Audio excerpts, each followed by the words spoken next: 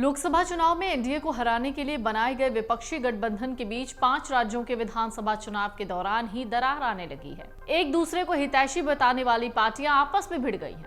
इसकी शुरुआत मध्य प्रदेश में सपा और कांग्रेस के बीच चल रही है वर्चस्व की लड़ाई से।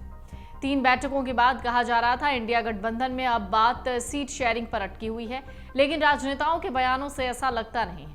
मध्य प्रदेश में एक चुनावी रैली को संबोधित करते हुए सपा प्रमुख अखिलेश यादव ने कहा कि कांग्रेस को वोट मत देना, सावधान रहना। अखिलेश यादव के इस बयान से ऐसा लगता है कि लोकसभा चुनाव तक इंडिया गठबंधन टिक पाएगा या नहीं। अखिलेश यादव ने ऐसा बयान क्यों दिया? कांग्रेस का विरोध वो क्यों कर रहे हैं? दरअसल 5 नवंबर को मध्य प्रदेश के टीकमगढ़ जिले की जतारा विधानसभा में अखिलेश यादव ने एक चुनावी जनसभा को संबोधित किया। इस दौरान अखिलेश यादव ने समाजवादी पार्टी के प्रत्याशी आर बंसल के समर्थन में वोट भी मांग लिया। अखिलेश यादव ने बीजेपी के साथ ही कांग्रेस पार्टी पर निशाना भी साधा।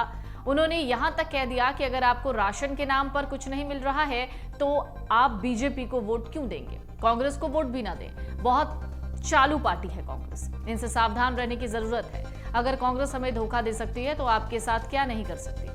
कांग्रेस को भी वोट मत देना। कांग्रेस वोटों के लालच के लिए जातिगत जनगणना की बात करती है, लूट तंत्र पर भरोसा करती है बीजेपी, ये भी बयान अखिलेश यादव ने दिया। इस दौरान उन्होंने मध्य प्रदेश की बीजेपी सरकार पर निशाना साधा। जतारा में उन्होंने जनसभा को संबोधित करते हुए कहा कि बीजेपी का काम करने का तरीका अलग है, वो लूट पर भरोसा करते हैं। ये लोकतंत्र पर नहीं, लूट तंत्र पर भरोसा करते हैं, चाहे वो उत्तर प्रदेश हो या दूसरे प्रदेश। इनकी सरकार नहीं थी, लेकिन न जाने इन्होंने विधायकों को कौन सा प्रसाद दिया कि विधायक कांग्रेस पार्टी को छोड़कर भारतीय जनता पार्टी के संग चले गए।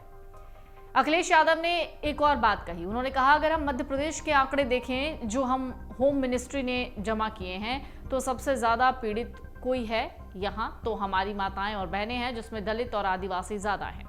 सबसे ज्यादा असुरक्षित देश में महिलाएं बहन बेटियां कहीं हैं तो मध्य प्रदेश में है। उनकी सुरक्षा के लिए हम लोगों ने 1090 की मदद की। वहीं जातीय जनगणना का मुद्दा उठाते हुए अखिलेश यादव ने कांग्रेस को आड़े हाथों लिया और कहा कि इस देश में अगर जातीय जनगणना को किसी राजनीतिक पार्टी ने रोका तो वो कांग्रेस पार्टी है और कांग्रेस ने ही मंडल कमीशन की सिफारिश को रोक रखा हुआ है।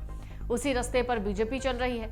जातीय जनगणना का जो सवाल उठा है उसका चमत्कार देखिए। कांग्रेस कह रही है जातीय जनगणना होनी चाहिए, वहीं बीजेपी जो पिछड़ों के आरक्षण के खिलाफ रही वो भी आज जातीय जनगणना की बात कर रही है। चुनाव आ गया है, पीडीए की ताकत को वो समझ गए। इसके अलावा आपको बता दें कि सपा और कांग्रेस विपक्ष गठबंधन इंडिया का हिस्सा है, लेकिन दोनों दल मध्य प्रदेश की जो सीटें हैं जिन पर चुनाव होने वाले हैं 17 नवंबर को 230 सीटें हैं, अलग अलग ये चुनाव लड़ रहे हैं। इस चुनाव के लिए दोनों दलों में तालमेल नहीं होने को लेकर अखिलेश और कमलनाथ के बीच तनातनी पहले से ही सामने आ चुकी है। मध्य प्रदेश विधानसभा चुनाव में कांग्रेस द्वारा सपा के लिए एक भी सीट नहीं छोड़ने से नाराज अखिलेश ने संकेत दिया था कि उनकी पार्टी उत्तर प्रदेश में कांग्रेस के साथ ऐसा ही व्यवहार कर सकती है।